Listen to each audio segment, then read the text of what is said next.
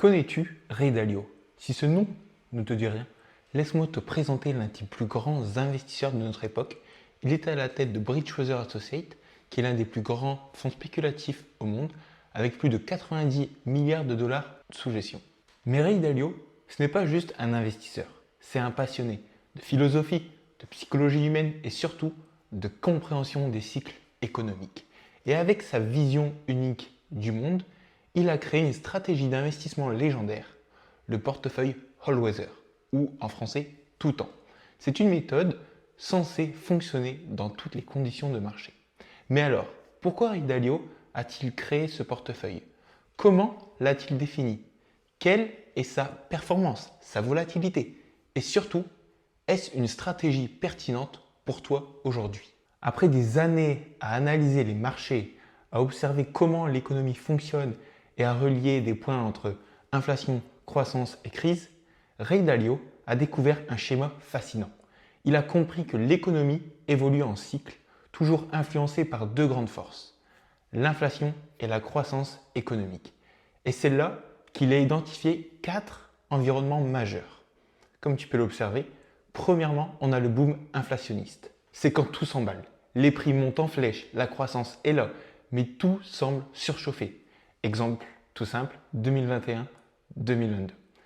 Deuxièmement, on a la stagflation, où là l'économie ralentit, mais l'inflation continue d'augmenter. Une période compliquée où les solutions sont beaucoup plus limitées.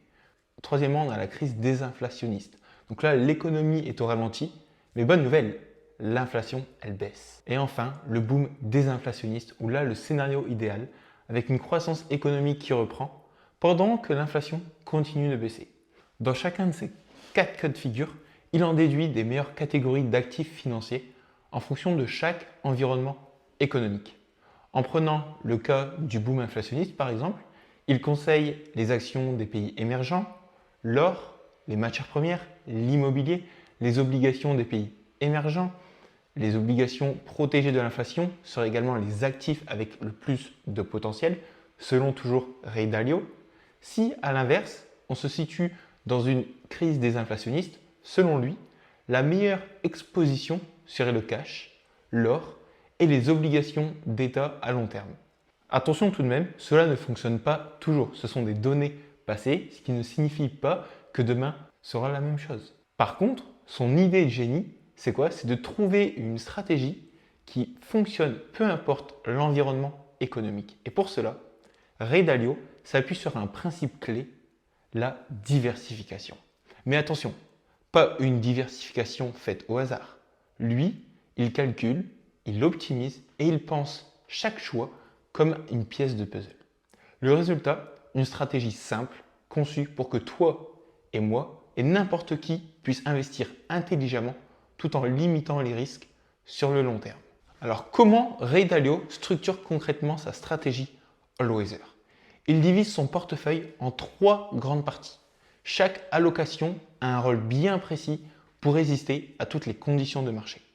Premièrement, il va mettre 55% de son portefeuille dans les obligations.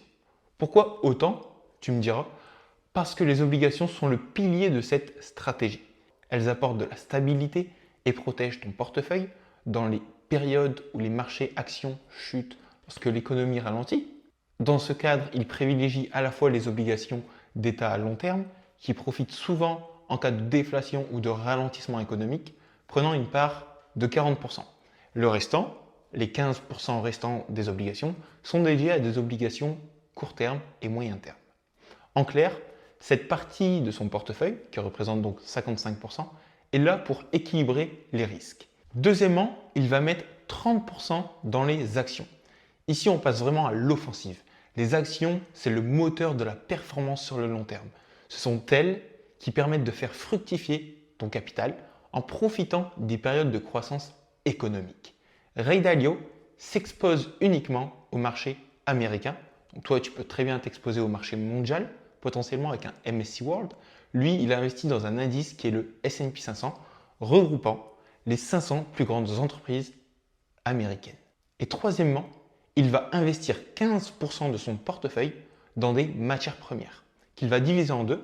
Donc, les matières premières, pour lui, c'est la cerise sur le gâteau, dans le sens où leur rôle, c'est de protéger contre l'inflation, comme c'est le cas notamment depuis 2023-2024 avec l'explosion de l'or, et apporter une diversification supplémentaire, d'après Ray Dalio. On parle ici de 7,5% qui est investi dans l'or, et l'autre moitié des 7,5% sont dédiés à d'autres matières premières, comme le pétrole, les métaux, etc., qui peuvent performer quand les prix augmentent globalement dans l'économie. Et donc ces 15% agissent comme un atout au sein de son portefeuille d'actifs. L'objectif de Ray Dalio, c'est avec cette allocation, c'est simple, c'est de pouvoir créer un équilibre parfait entre risque et performance, tout en étant prêt à faire face à n'importe quelle saison économique. Les obligations assurent la stabilité, les actions apportent de la croissance, et troisièmement, les matières premières ajoutent une couche de diversification. Maintenant, la question que tu te poses désormais, quels en sont les résultats de son portefeuille? Est-ce pertinent pour que toi aussi, tu puisses mettre en place cette stratégie? Nous allons donc analyser à la fois les performances et la volatilité. Historiquement, à propos de la performance, il faut être honnête. Le portefeuille All-Weather de Ray Dalio sous-performe nettement le S&P 500. Si on regarde sur les 154 dernières années, le retour annuel moyen du S&P est de 9,18%. En comparaison, le portefeuille All-Weather atteint seulement 6,31%. Donc on a quand même un écart de près de 3 points de pourcentage qui peut paraître peu à court terme, mais qui devient colossal sur le long terme avec les intérêts composés. Si on en réduit l'analyse aux 30 dernières années, l'écart reste similaire. Par contre, si on regarde sur les 10 dernières années de performance, c'est encore plus frappant. Le S&P 500 a généré une performance moyenne de 13% par an, alors que la stratégie All-Weather plafonne à 4,6%. Cet écart s'explique principalement par la surperformance des actions par rapport aux obligations sur cette période, donc les 10-15 dernières années. Comme le portefeuille All-Weather accorde une part importante aux obligations, on l'a vu qui est de 55%, alors il ne bénéficie pas autant des phases de boom des actions. Prenons une image parlante. Si tu avais investi $1 dans le S&P 500 en 1995, cet investissement aujourd'hui vaudrait quasiment $22, hors inflation. Avec la stratégie All-Weather, ce même dollar vaudrait aujourd'hui $9,18. Donc on a quand même une énorme différence et c'est la magie ou la dure réalité en fait des intérêts composés. Un écart de performance de seulement quelques pourcentages par an peut créer un fossé gigantesque sur le long terme. Et ça va jouer également au niveau des frais, au niveau de la performance des actifs. Donc si toi, ton objectif principal est la performance pure et que tu es prêt à avoir une certaine volatilité de ton portefeuille, rester investi dans le S&P 500 pourrait sembler une meilleure option. Mais attention, la performance n'est pas tout. Parlons maintenant d'un aspect souvent sous-estimé, la volatilité. Justement, la volatilité, c'est la vraie force de la stratégie All-Weather. Rappel, la volatilité, c'est quoi? C'est l'ampleur des mouvements de ton portefeuille. Une forte volatilité signifie que la valeur de tes investissements peut grimper très vite, mais aussi chuter brutalement. Et c'est là que la stratégie de Ray Dalio, elle brille. Comme tu peux le voir sur le graphique, regardons les drawdowns. Le drawdown maximal, ce sont les baisses maximales qu'un portefeuille peut subir. Pendant l'explosion de la bulle Internet, le S&P 500 a encaissé une perte de moins 43%. Donc là, tu te rends compte que la volatilité, elle est impressionnante. Lors de la crise des subprimes en 2008, c'était encore pire, avec moins 51% sur le S&P 500. Si on compare maintenant le portefeuille All-Weather, il a fait ses preuves et d'une résilience qui est impressionnante. Pendant la bulle Internet, il a fait moins 5%. Pendant la crise de 2008, moins 11%. On a vraiment un écart considérable. Donc son plus gros choc récent, c'est en 2022 avec une baisse de moins 20%. Mais même là, on reste loin des moins 40, moins 50% du S&P dans ses pires moments. Donc la vraie question est donc la suivante. Es-tu prêt à supporter des baisses de moins 40% à moins 50% pour aller chercher plus de performance sur le long terme? Ou deuxièmement, préfères-tu accepter une performance plus modeste, mais avec un maximum de moins 20% de drawdown, de baisse potentielle de ton portefeuille? Tout va dépendre de ta tolérance au risque et de ton horizon d'investissement. Si l'idée de voir ton portefeuille fondre de moitié potentiellement, même si encore une fois si on fait du DCA, ça m'étonnerait, te fait perdre le sommeil, alors la stratégie All Weather ou une version adaptée à ton profil peut être une excellente option. C'est ta décision et elle est essentielle pour construire une stratégie d'investissement qui te correspond et notamment via les ETF. Donc je te laisse faire ton choix.